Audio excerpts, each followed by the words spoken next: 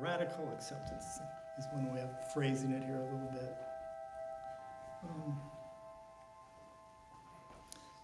I suppose when I first started practice, many decades ago actually, I was expecting to be some kind of super meditator, Lost my mic here just a second. So there's always this gap between what I was experiencing on the cushion and then what I wanted to think. Like, I should be getting calmer, I should be this, I should be that, I should be sitting in perfect lotus position or whatever without any pain and all that kind of stuff. It didn't really work out that way.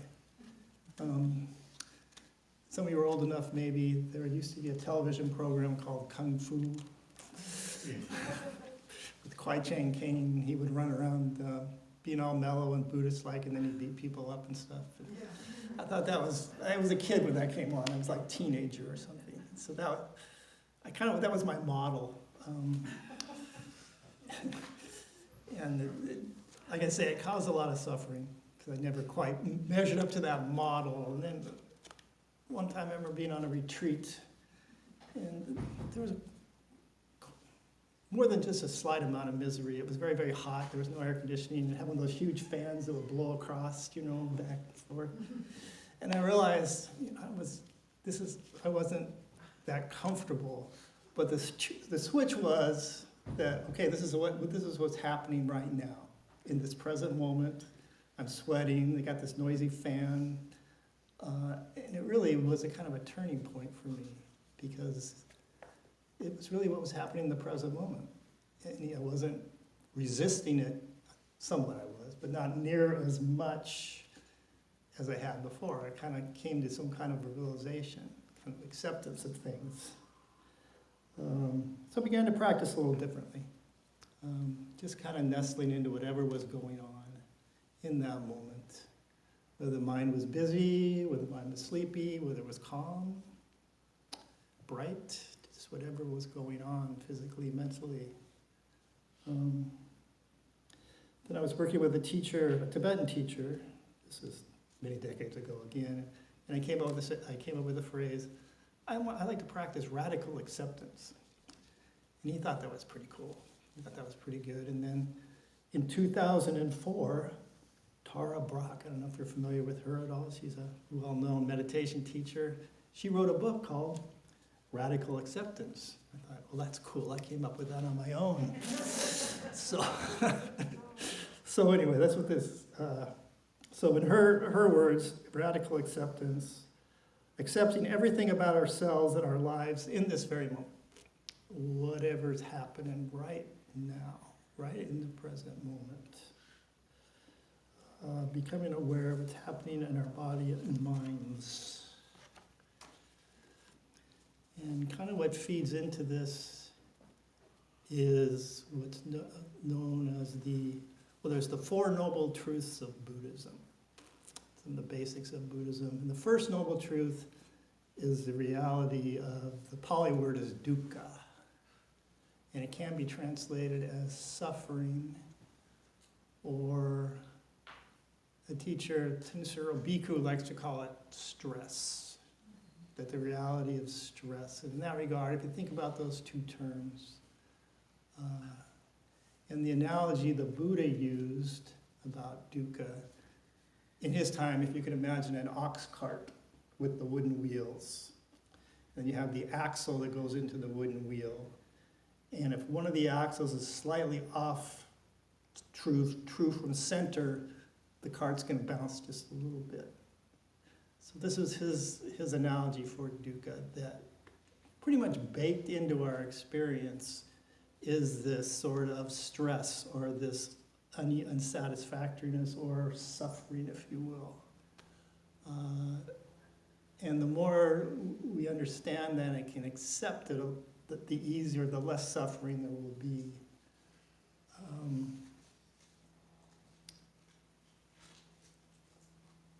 So what causes that suffering is we sort of have a sense of separation between things that are happening to us and ourselves, right? And that creates this sense of stress with what things are going on around us. And we want things not to change. We like, somehow with the stress, there's this tendency to not want things to change. But guess what happens? Things are constantly changing, moment by moment by moment. So that's sort of the reality of dukkha. There's a story I like, and this is apocryphal. I don't think this actually occurs, but it kind of illustrates one point or 2 points here. There was this ancient queen who really kind of cared for her subjects. And she and all her subjects walked around barefoot. And she was usually carried around on whatever you want to call those things, days, I guess, I think is one word. So she got off and she was walking around and she stubbed her toe and it started bleeding. And she said, well, this is terrible. All my subjects are running around without any shoes on or anything on their feet. They're going to stub their toes. We should cover the entire kingdom with leather. That way, no one will get hurt anymore. And I've heard it called the wise man. I've also heard the court gesture. I started thinking about that and said, why don't we just put leather on the bottoms of everybody's feet? That way we don't have to cover the entire kingdom, right? So that's kind of an analogy for mindfulness. The idea that there's a lot of stubbing of our toes that goes on out there. But with mindfulness, there's a possibility of avoiding a lot of suffering. And there's also a possibility of accepting the dukkha or the suffering that is there and not being so reactive to it and more responsive to it. So I like that story.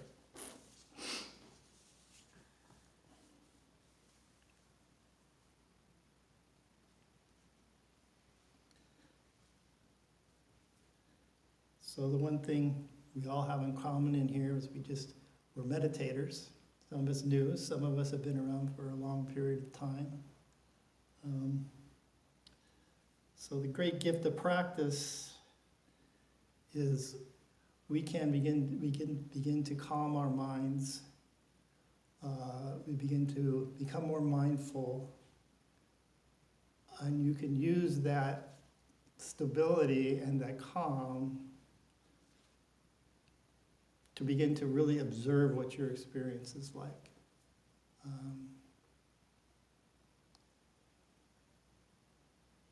You can see that everything is deeply impermanent. Things are constantly changing. You can see into that stress, that dukkha. And the one that's a little bit of a stumbling block is you can almost begin to see that the self is not a permanent entity, but it's constantly changing as well. The personality, that part we relate to is permanent and solid within us, is constantly changing along with every other impermanent thing. And that can relieve a lot of that stress.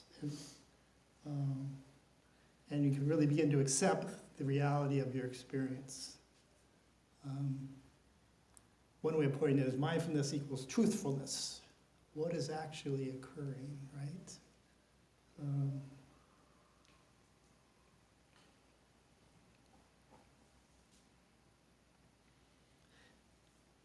Clear seeing is the phrase I like to think. Just being able to see things as they are without the filter of a lot of concepts and ideas and resistance. Certainly there are many things we wish would be different. I certainly wish a lot of things would be different. But to know what is actually occurring in the moment for ourselves and the more you understand what's going on with you, it's easy to understand what's going on with other people. So that clear seeing is very helpful.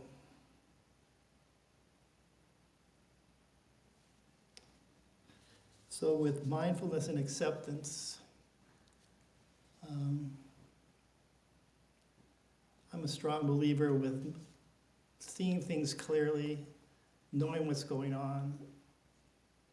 There also can become the rising of compassion. And acceptance, compassion for oneself.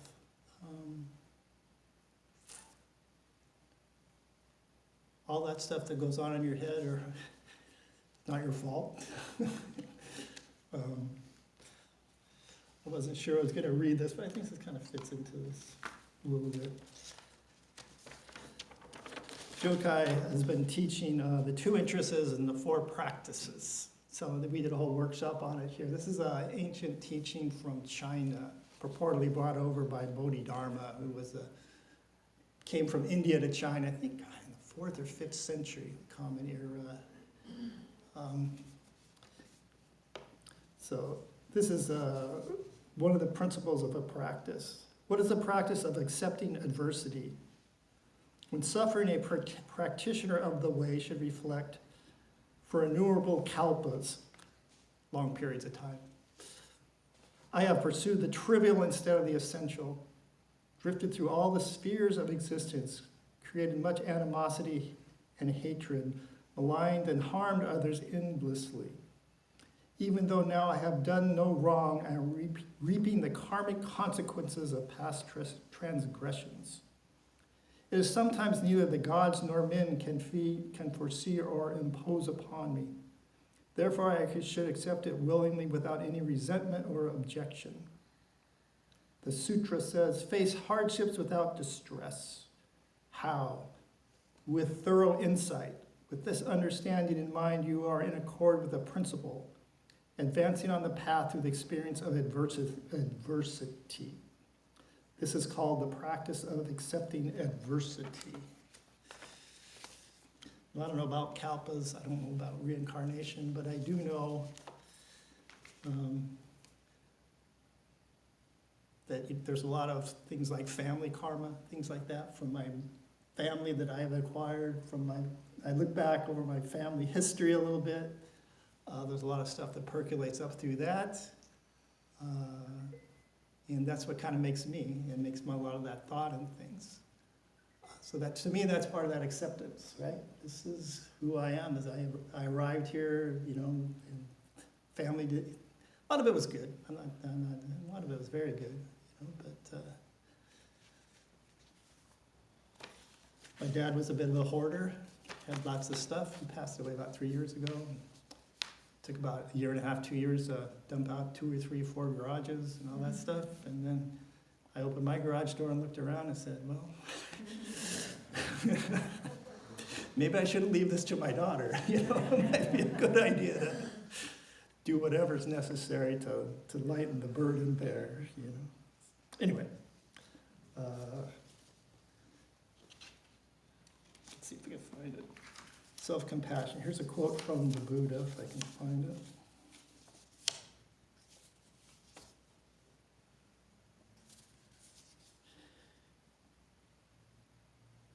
You yourself, as much as anybody in this entire universe, deserve your love and affection. So that is almost like a koan for me, something I have to really study to think about that. Here's another quote. To love oneself is to love all beings. That kind of rings with me too.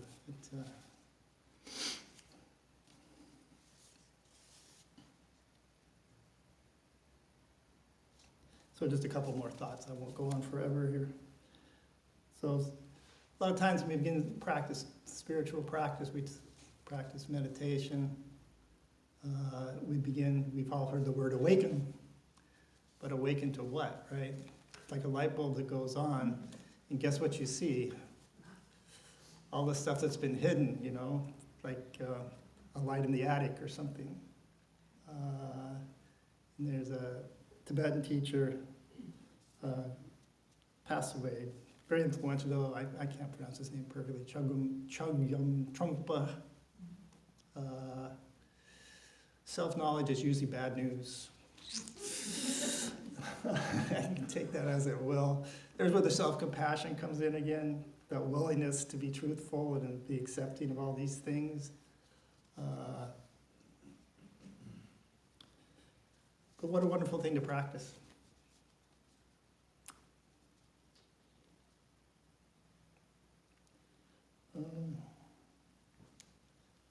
There's another foundational, important sutra. It's called the Satipatthana Sutra, the Four Foundations of Mindfulness. And first foundation is body. Third foundation is mindfulness of the mind. Fourth foundation is mindfulness of the dhammas, which truths. It's a little bit complex. But the second one is mindfulness of feeling tone, or vidna. And according to the Buddha, whenever we experience anything, mental, physical, whatever comes through our senses, we usually have some form of reaction to it. Whether we like it, or we dislike it, or it's completely neutral and we sort of don't even notice, or we disassociate with it. You've been in this church, I don't know, 7 years maybe, something like that. It was pre-pandemic. I really like this little chapel, personally. I'm kind of drawn to it.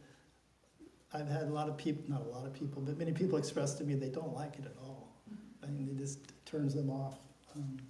The clock ticking bothers them, I don't know. But, and then some people, I'm sure that it's neutral, you know, they don't really. The point of that is, if you're not aware of acceptance, once again, your likes and your dislikes and your neutrality, you can end up over here when you need to be going straight, or you wish you were going straight. If you're always cleaving to what you like, pushing away what you dislike, and just disassociating for what's neutral, you don't even notice it. And you end up perhaps not where you want to be because you're not mindful of that feeling tone. I was listening to a podcast, and one teacher was saying, if you can accept that the things that you dislike, and you can accept you're not always getting what you like, and you can work your way through it, it's a short hop or short trip to what is called equanimity. That sense of being okay with the way things are, even though there's these likes and dislikes, even though there's a lot of things that are just neutral, or maybe even you could even put a feeling tone on and call it boring. But if you can work through that, then you come into one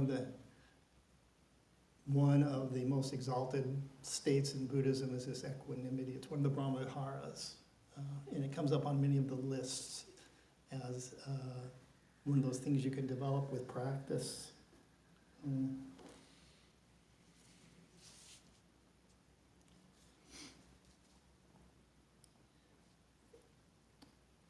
So one of the things that's been helpful for me in just accepting things as they are, I'm going to call it the sacred pause. Meditation is a formal meditation, what we just did. It's the sacred pause. Even coming here is a sacred pause. You kind of drop everything that's going on, put our phones away, and pause just for that amount of time for this meditation period, and for Sangha time.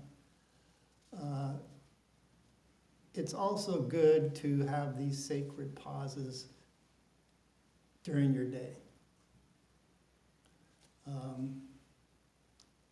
For me, I never formalized it. I was just on a retreat, and one teacher, you know, when you're going into this is old school again too, but the little clickers when you're going into a concert or something, or a basketball game, click, click, click, click, click. So it's like you have this in your pocket, and then, oh, I should have a sacred pause, click. And then somebody said, well, there's an app for that. But anyway, the notion is, throughout the day, can you stop? Can you stop? And just, it doesn't have to be a long period of time. And just see where the body and mind is. And for me also, I like to just kind of feel what's going on around me, weather-wise, or if I'm with people in a situation, what the energy is. Just that sacred pause. Not trying to be judgmental about it, but just be kind of accepting or figuring out what is going on in the moment.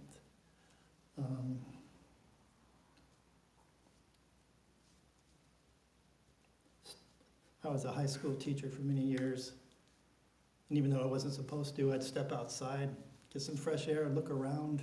That was my sacred pause. And then I dive back into a room of screaming teenagers. Anyway, I found the world quite beautiful. Today was a wonderful day. I hope so you had time to enjoy it. It was clear and pretty, and the mountains were out there, and there's snow on Baldy over there. Anyway, that's kind of my sacred pause going on.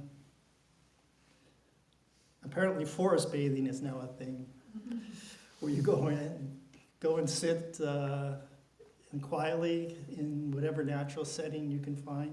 I'm sure you could do beach bathing down by the ocean. Kind of a formalized sacred pause. Walking without your phone. Digital detox is a thing out there. Just putting that thing away for 2 hours, 3 hours, a whole day. One teacher recommended taking a deep breath before you speak, or taking a breath before you speak, before you say things. So.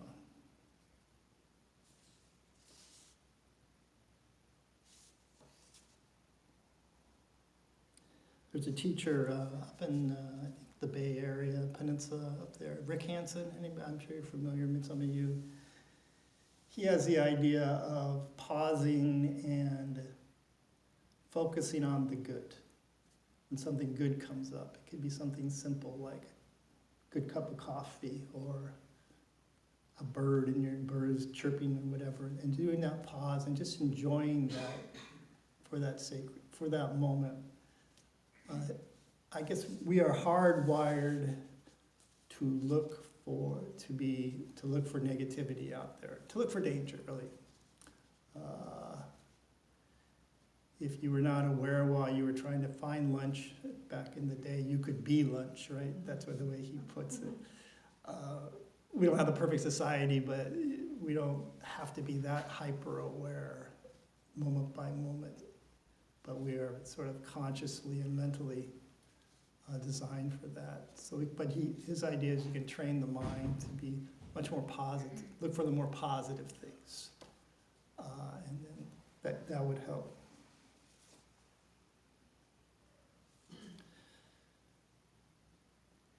And lastly, at least for me, this is kind of my practice these days, is resting in awareness.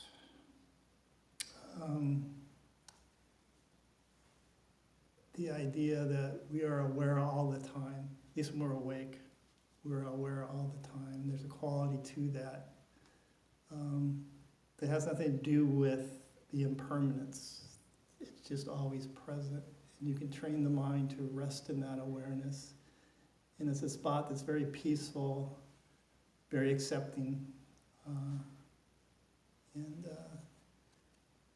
I hope to be able to give a whole dharma talk on it someday, but I'm not quite ready to do that yet. Let me get more practice with it.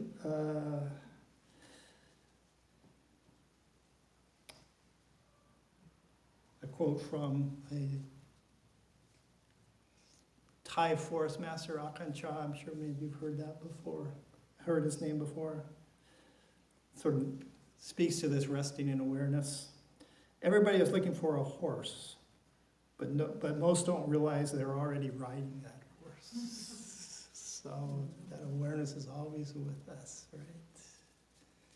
And when I can kind of touch into it, it's just a very peaceful place, very intuitive. Out of it comes that compassion.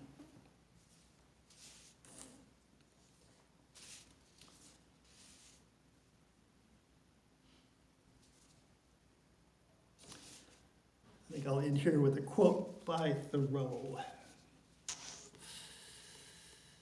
Though I do not believe that a plant will spring up where no seed has been, I have great faith in a seed.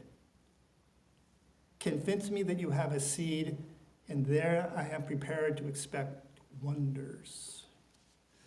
So I like that, right?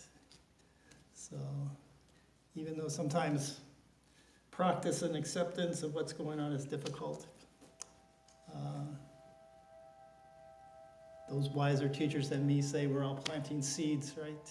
For ourselves and for others. Hi, I'm Joe Kai with Long Beach Meditation. Your gracious generosity make these programs possible. If you found this video to be of value, please consider making a donation here. If you'd like to watch more videos like this one, then you can click here. And if you want to stay up to date with Long Beach Meditation, please subscribe by clicking here. Thank you so much.